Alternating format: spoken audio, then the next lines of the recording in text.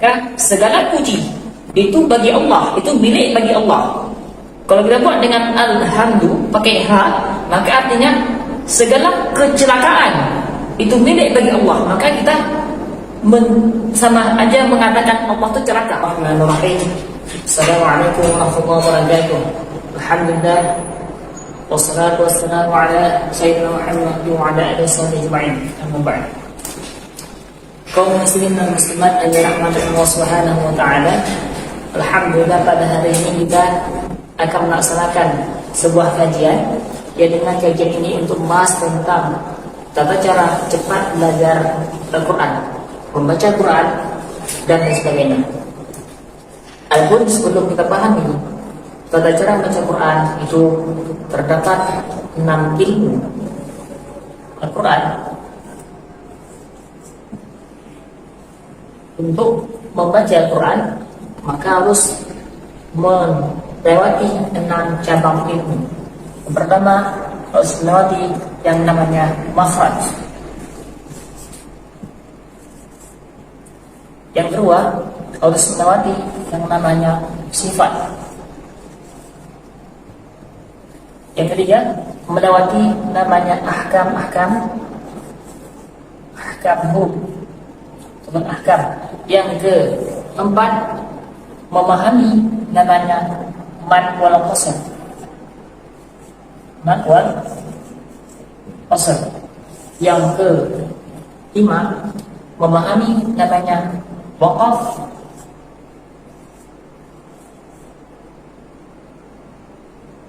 wal ibtida.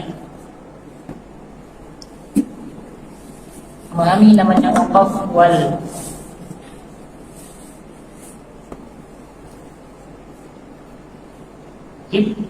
tidak. Yang terakhir yang keenam memahami siratal usnani.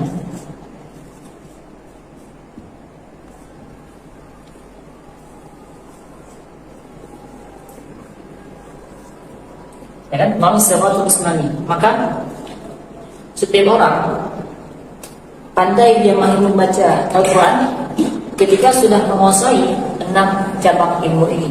Pertamanya makhraj, kedua sifatul huruf, ahkamul huruf, mad wal qasr, waqaf wal ibtida dan siratal usnani. Kita bahas yang pertama yang namanya makhraj. Cabang yang pertama, langsung kita bahas cabang pertama. Kita hapus ini bentar.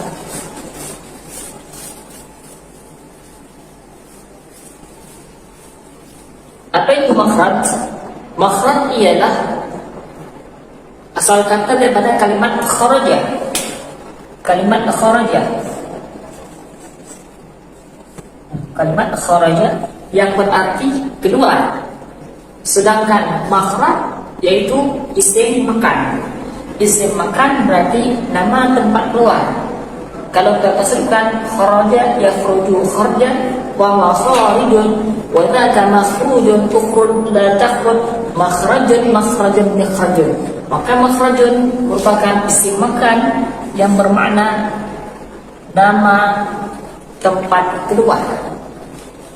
Dan makharijul huruf itu jamak daripada kalimat makhrajun. Maka makharijul huruf tempat-tempat keluarnya huruf. Nah, itu dinamakan dengan makhraj. Sampai sini.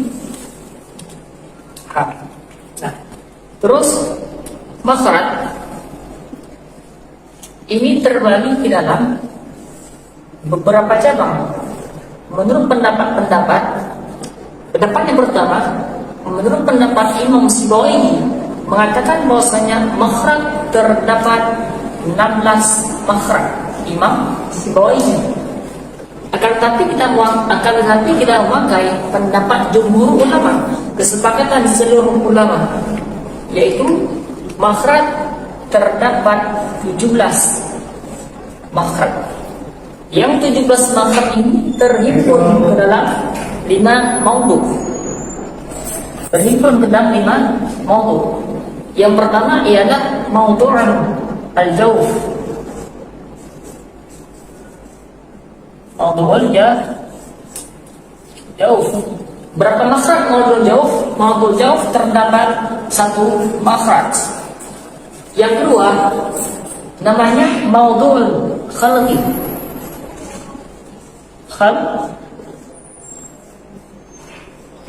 Khalqi.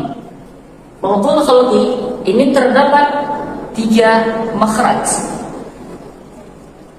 Yang ketiga ada namanya maudhu'ul syafatain. Di atas ya. Maudhu' syafatain.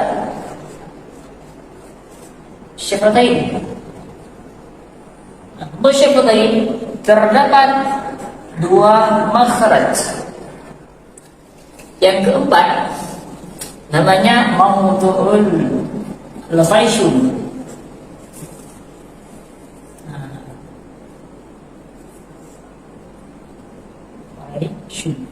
Terdapat 1 makhraj. Yang terakhir yang kelima namanya maudhu'ul al-lisan. Maudhu'ul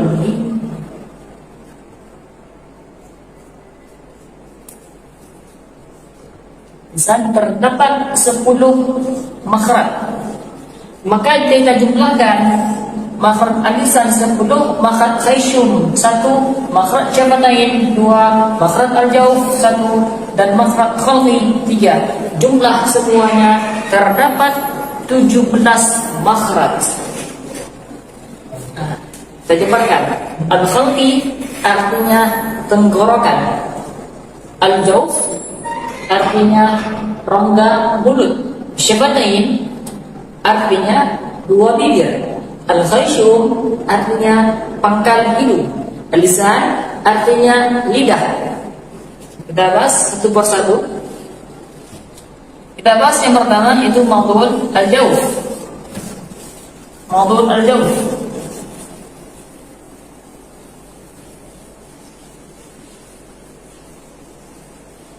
Setiap belajar makhraj, makhraj ini penting. Kenapa penting? Dikarenakan apa itu makhraj?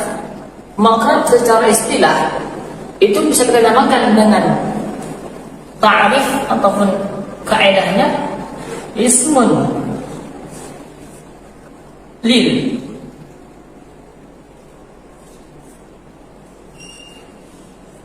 mahalli alladhi lil mahalli alladhi ismun lil mahalli alladhi yunsha'u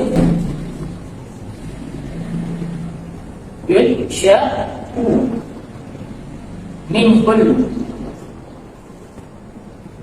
kul harf. Artinya ialah ismun lil mahallil ladzi yunsha'u min harf. Nama yang daripada tempat, nama bagi tempat yang terbunyinya sebuah huruf. Artinya apa? Nama sebuah nama yang ketika kita baca maka mengeluarkan sebuah makhraj.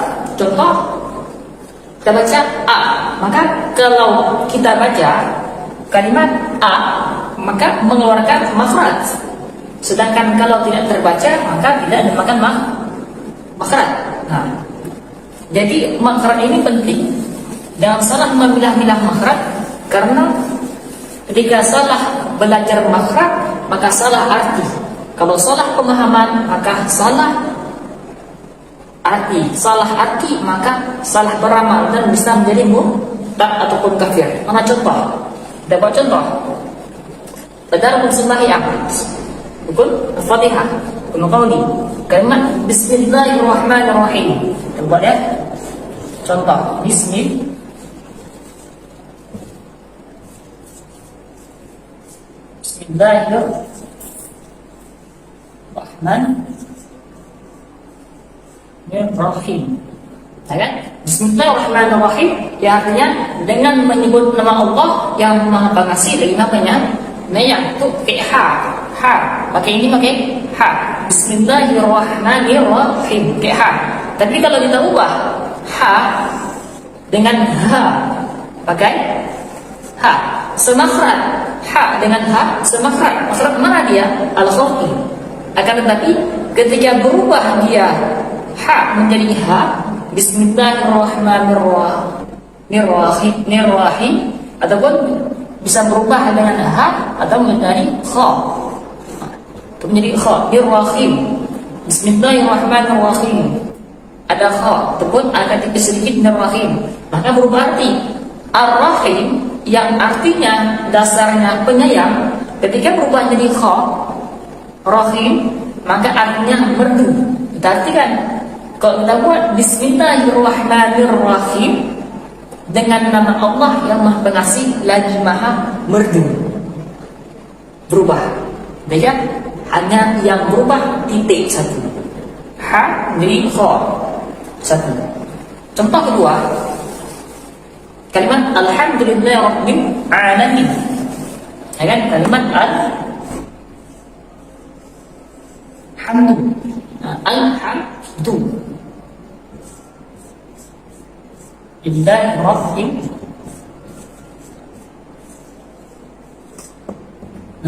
Alhamdulillahi Rabbil Alamin. Ini kan ha, pakai ha. Hamada yang dulu hamdan, pakai ha, artinya apa? Puji. Kalau kita ubah ha dengan kalimatnya ha, jadinya kalimatnya alhamdu. Karena kita sering kalau mau cepat kadang ha terbaca ha. Jadi alhamdulillah rabbil alamin, alhamdulillah rabbil alamin, berubah bisa setiap orang. Maka perlu diperhatikan di sini. Kalau kita baca dengan kalimat alham pakai ha, dengan ada qalqalah di sini. Idam dengan sampai ada qalqalah. Alhamdu. Maka segala puji itu bagi Allah, itu milik bagi Allah. Kalau kita buat dengan alhamdu pakai ha, maka artinya segala kecelakaan itu milik bagi Allah. Maka kita sama aja mengatakan Allah itu celaka. Mustahil bagi Allah celaka. Maka bisa murtad, kafir orang yang berkata seperti itu. Maka perlu diperhatikan makhraj. Nah, yang kedua, kalimat ain, Rabbil alamin, letak di tempat tenggorokan, itu akhlaki. Dan juga makhraj sering-sering orang sebut kalimat a dan a beda tempat. Kalau dia dia kena ke wastal khalqi. Kalau dia kalimatnya ataupun hamzah kena di aqsal khalqi. Beda antara wastal khalqi dengan aqsal khalqi. Wastal di tengah tenggorokan, sedangkan aqsal di pangkal tenggorokan. Maknanya apa? Di sini ayat. Kalau dibuat dengan alhamdulillahi rabbil alamin, sering mengatakan gitu. Tidak sampai makhrajnya ke huruf ain, ditekannya huruf hamzah. Maka merubah arti. Ketika berubah arti bisa menjadi kafir. A'udzubillah min. Apa artinya? Kalimat alamin bagi ain, segala puji itu milik bagi Allah Tuhan sekalian alam. Kita ubah jadi segala puji itu milik bagi Allah Tuhan yang mempunyai penyakit. Kafir enggak seperti itu? Kafir. Paham ya? Jadi inilah fungsi tujuan kita belajar makharijul huruf, membedakan peletakan huruf dan membedakan tempat keluar huruf dengan benar secara sesuai dengan kaidah-kaidah yang diajarkan oleh alim ulama kita. Kesepakatan para alim ulama. Alhamdulillah, kaum muslimin dan muslimat yang dirahmati Allah Subhanahu wa taala, kajian kita sudah selesai pada hari ini. Kita akan lanjut pada kajian yang akan datang, yaitu pada bab makhraj al-jauf, tentang kajian huruf-huruf al-jauf dan cara-cara praktek al-jauf dan peletakan al-jauf. Maka kaum muslimin dan muslimat, kalau ada pertanyaan yang mungkin menjanggal, kurang paham ketika dijabarkan, boleh bertanya di komen. Insya Allah pada kajian selanjutnya kita akan menjawab setiap pertanyaan-pertanyaan yang sudah ditanyakan di kolom komentar. Jangan lupa subscribe, like, dan share untuk kemaslahatan kita dalam bidang ladang ilmu dan ladang amal. Sama-sama kita mengkaji tentang masalah makharijul huruf ilmu Al-Quran untuk membaguskan pembacaan kita, dan semoga insyaallah dengan barakah dari Allah Subhanahu wa taala.